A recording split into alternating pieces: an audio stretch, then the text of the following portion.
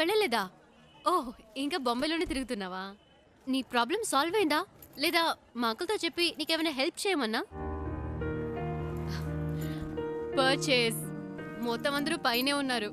Sudden గా తీసుకొచ్చారు. అది తీసుకో ఇది తీసుకొని ఒకటే గొడవ, ప్రాణం తీసేస్తున్నారు. నువ్వు ఇంట్లోనే చూసావు కదా ఎలా నెత్తి మీద పెట్టుకున్నారో. ఇలా చెప్పా పెట్టకుండా తీసుకొచ్చేసి అది కావాలా ఇది కావాలని అడిగితే మనకి ఇబ్బందిగా ఉంటుంది కదా. అందుకే కిందకు వచ్చేసాను. నైస్ కార్ యునో, చిన్న జర్క్ కూడా లేదు. రియల్లీ. కొనేటప్పుడేమో 100 1000 చెప్తారు, అమ్మేటప్పుడు పావలాకి 10 పైసలకి అడుగుతారు. నీ గాజులు అమ్మితే ఇదే వచ్చింది అమ్మా. అది ఉంచుకోండి, అది మీకే. మనకి మంచి లైఫ్ స్టార్ట్ అయింది. గేట్ దగ్గర నుంచున్నాడు. ఎందుకు పాతవని చేతికున్న గాజులు తీసిచ్చాను. అవ్వమ్మేసి నాకే తెచ్చిస్తున్నాడు. ఏమిటి అమ్మా నువ్వు? బస్కి ట్రైన్కి కూడా డబ్బులు లేవు, ఈ గాజులు అమ్మి పెట్టండి అని అడిగినావు. నీ డబ్బు నాకు ఎందుకు అమ్మా? ఇదిగో కష్టపడి సంపాదించిన డబ్బే నిలబట్టలేదు.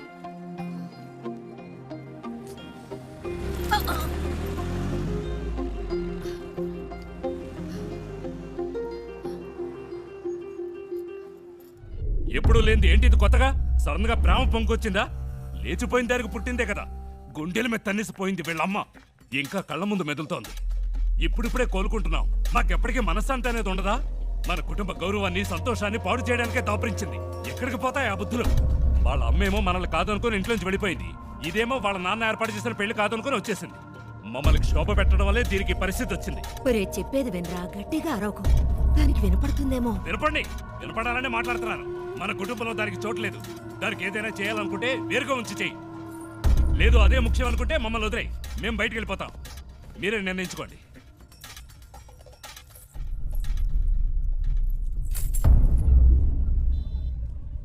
ఆ ఇంట్లోంచి బయటికి పంపించారు. వాళ్ళకి నచ్చలేదు. అమ్మ గురించి తప్పుగా మాట్లాడారు. అందుకే నేను అక్కడ ఉండలేకపోయాను, వచ్చేసాను. అమ్మ చెప్పింది తాతగారి పేరు మీద బాంబేలో రోడ్డే ఉందని. కానీ ఇప్పుడు రోడ్డు మీద వచ్చి నుంచునే పరిస్థితి వస్తుంది అనుకోలేదు. 3 రోజులు నా కోసం కష్టపడి తీసుకొచ్చా. ఇవన్నీ నీకు తెలియడం ఎందుకని నేను మెయింటైన్ చేశాను.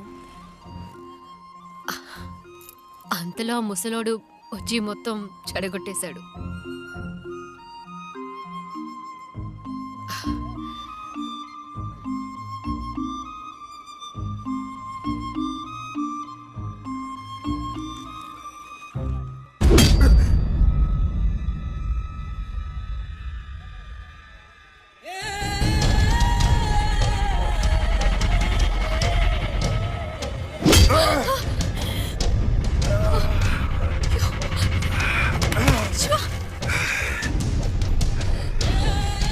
ఆ రోజు నా చేత రక్తం కక్కించావు.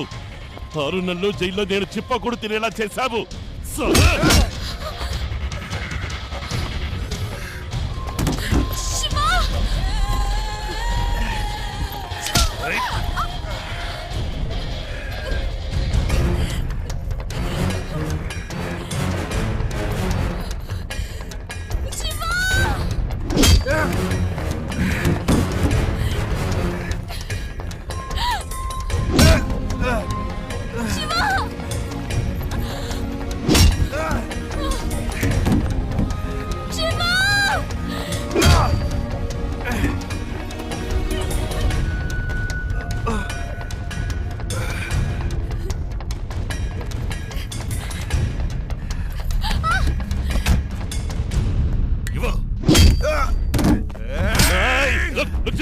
దీనికి నీకు ఏ సంబంధము లేదు. వీడు నా శత్రువు. నీకు కావాల్సింది ఆ అమ్మాయి కదా, తీసుకువెళ్ళు.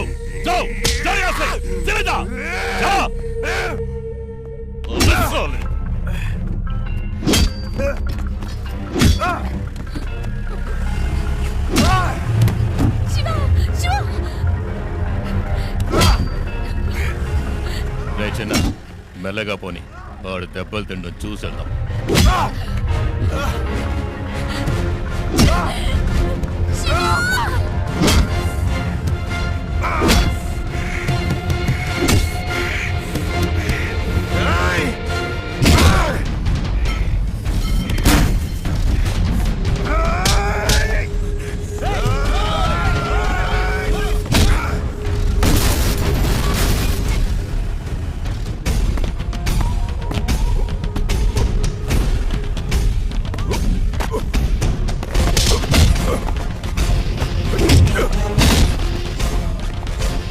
రేయ్, త్వరగా పోనీ.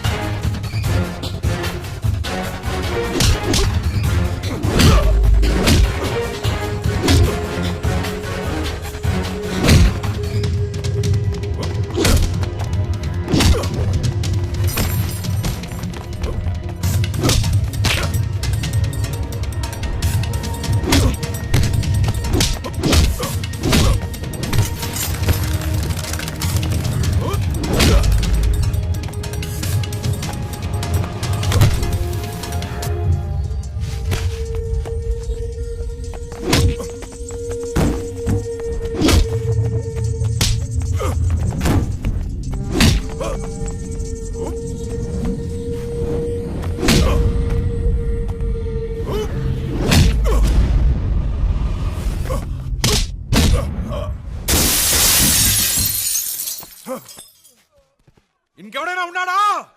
రా!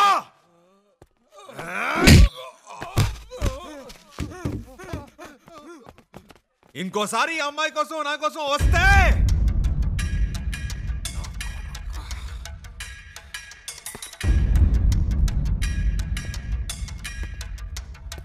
రా, ఇంకెవడొస్తారో చూస్తా.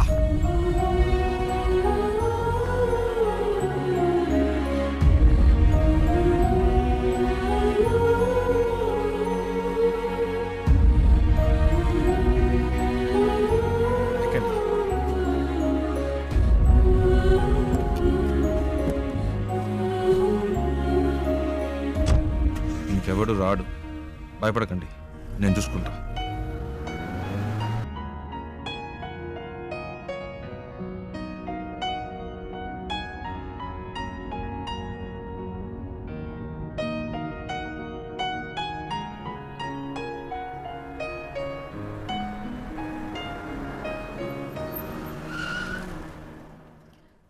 ఏమైంది శివ?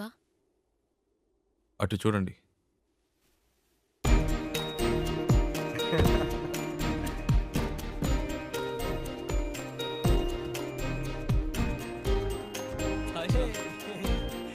హాయ్. రేయ్ చెప్పనే లేదు ఈ అమ్మాయితో కలిసి వస్తున్నావని. తెగ విసిగించాడండి. టార్చర్ తట్టుకోలేకపోయాం. రేయ్ బెంగళూరులో మిమ్మల్ని మొదటిసారి బస్సులో చూసినప్పటి నుంచి మా ప్రాణం తీశాడు. బెంగళూరులో బస్సులో నన్ను చూసాడా? ఏమండి మీ వల్ల వీడు ఇంటర్వ్యూ మిస్ చేసుకుని వచ్చాడు. ఇంటర్వ్యూనా? ప్రతిసారి ఏం జరిగినా మాకు ఫోన్ చేసి మా పని చెరగొట్టేవాడు. ఆ, నేను మీ అమ్మ మీ ఇంట్లో వదిలొచ్చాక తెగ ఏడ్చాడు. కూల్ చేసేసరికి మా ప్రాణాలు పోయాయి. నువ్వంటే తనకి అంత ఇష్టం తెలుసా? ఆ విషయం చెప్పరా అంటే చెప్పకుండా నువ్వే ముందు చెప్తావని కథలు చెప్పాడు. చారు చారు అని రోజుకి 1000 సార్లైనా నీ పేరు చెప్తాడు.